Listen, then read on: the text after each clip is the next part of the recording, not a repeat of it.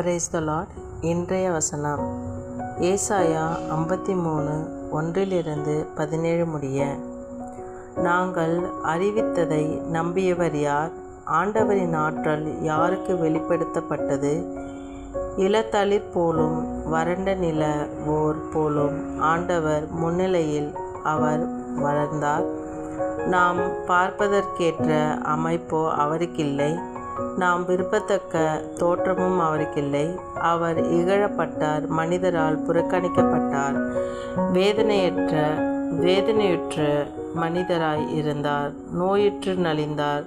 காண்போர் தம் முகத்தை மூடிக்கொள்ளும் நிலையில் அவர் இருந்தார். அவர் இழிவுபடுத்தப்பட்டார், அவரை நாம் மதிக்கவில்லை. மெய்யாகவே அவர் நம் பிணிகளை தாங்கிக் கொண்டார், நம் துன்பங்களையும் சுமந்து கொண்டார். நாமோ கடவுளால் வதைக்கப்பட்டு நொறுக்கப்பட்டவர் என்றும் சிறுமைப்படுத்தப்பட்டவர் என்றும் எண்ணினோம். அவரோ நம் குற்றங்களுக்காக காயமடைந்தார், நம் தீச்செயலுக்காக நொறுக்கப்பட்டார். நமக்கு நிறைவாழ்வை அளிக்க அவர் தண்டிக்கப்பட்டார். அவர் தம் காயங்களால் நாம் குணமடைகின்றோம்.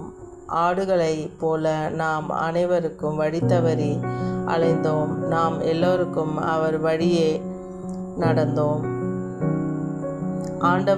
ஆண்டவரோ நம் அனைவரின் தீச்செயல்களை அவர் மேல் சுமத்தினார். அவர் ஒடுக்கப்பட்டார், சிறுமைப்படுத்தப்பட்டார், ஆயினும் அவர் தம் வாயை திறக்கவில்லை. அடிப்பதற்கு இழுத்துச் செல்லப்பட்ட ஆட்டுக்குட்டியைப் போலும் ரோமம் சுதந்தரிப்போர் முன்னிலையில் சுத்தாத செம்மறியைப் போலவும் அவர் தம் வாயை திறவாதிருந்தார். அவர் கைது செய்யப்பட்டு தீர்ப்பிடப்பட்டு இழுத்துச் செல்லப்பட்டார். அவருக்கு நேர்ந்ததை பற்றி அக்கறை கொண்டவர் யார்? ஏனெனில் வாழ்வோர் உலகினின்று அவர் அகற்றப்பட்டார். என் மக்களின் குற்றத்தை முன்னிட்டு கொலையுண்டோர். வஞ்செயல் எதுவும் அவர் செய்ததில்லை, வஞ்சனை எதுவும் அவர் வாயில் இருந்ததில்லை. ஆயினும் தீயவரிடையே அவருக்கு கல்லறை அமைத்தார். சேர்ந்தபோது அவர் செல்வரோடு இருந்தார்.